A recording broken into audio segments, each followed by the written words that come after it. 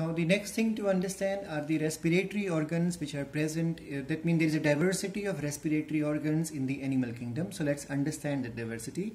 When we talk about Porifera phylum, that is the simplest phylum in the animal kingdom, or when you talk about single cell organisms like which Protista kingdom will have protozoa like amoeba, paramecium, euglena. So these animals or these single cell organisms or protists are supposed to perform their gas exchange with the help of the cell surface. So a respiratory organ in such animals are absent. So cells are in direct contact with the environment. So gas exchange occur between the single cell body of the animal and the surrounding through the help of the cell surface. And this method of respiration or gas exchange is present in protists, is present in phylum Porifera, is present in the phylum Cnidaria, is found in the phylum Platyhelminthes, where oxygen dissolved in water passes into the cell through diffusion, while the carbon dioxide liberated by the organism diffuses out of the cell into the surrounding water through the cell surface. Please remember, cell surface type of respiration is only found in aquatic lifestyle. So we all know the life originated in the water. So first animals which came in this world, or first few invertebrate phyla which you learn, they all are water dwelling or aquatic lifestyle. So cell surface mode of respiration is only possible in the case of the aquatic lifestyle. Now the next respiration surface or respiratory organ possible is the skin. So skin respiration is called as cutaneous respiration.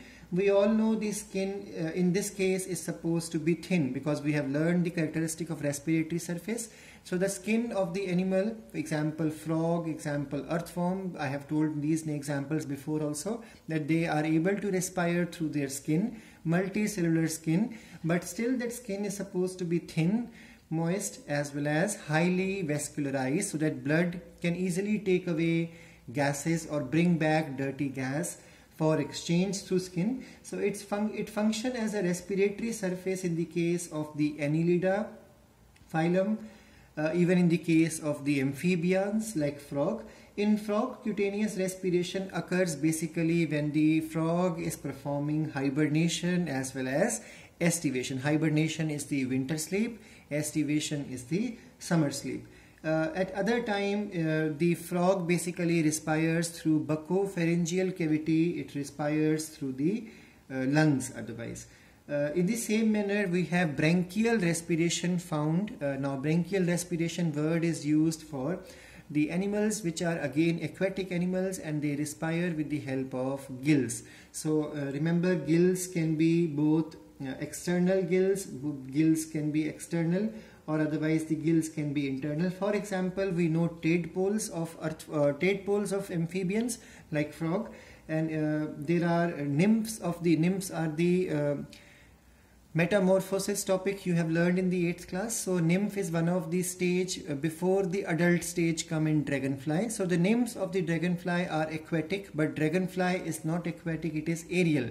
So the nymphs of the dragonfly also have gills, and these gills are also external. So external gills are found in some of the animals, but when we talk about animals like prawn, we talk about the fish, many of the fishes, and then when we talk about even the mollusca, there are some snails which have gills. So in such cases, gills are internal. So gills can be external or internal for the gas exchange, but remember, gills is connected with the water breathing.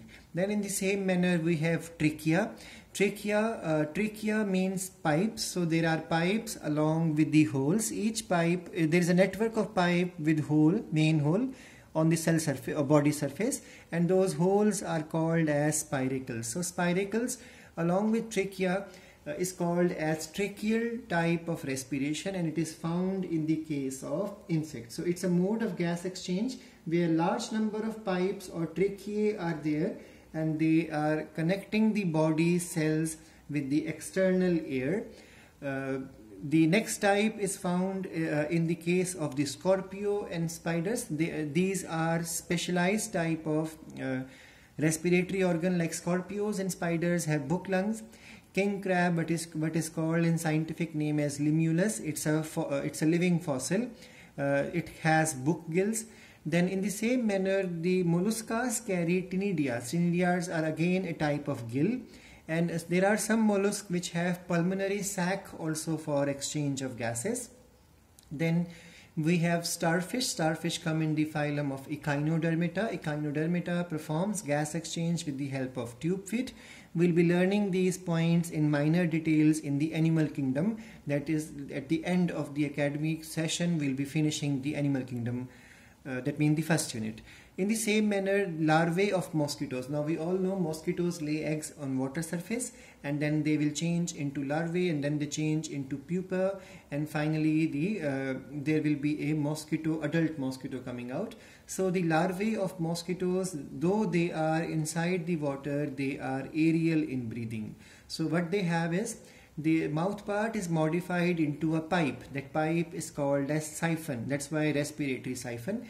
So if you have seen ever the larvae of mosquitoes, they are always below the surface of water, because what they do is, with the help of pipe, they are exchanging gas from the atmosphere, not from the water. But if you disturb the water, they will go deep inside, dive inside, but they again wriggle up back to the surface because they have to breathe from the air. In the same manner, we have tetrapods. Tetrapods are those which have four limbs. So when you talk about many amphibians, you talk about the reptiles, birds, mammals, they all have lungs for exchange of gases. And I already told you, frog is able to perform one more respiration when it is in the water, that is the buccopharyngeal type of respiration, in which the buccal cavity and pharyngeal cavities are involved in the exchange of gases. From here onwards, we will carry on this syllabus in the next class.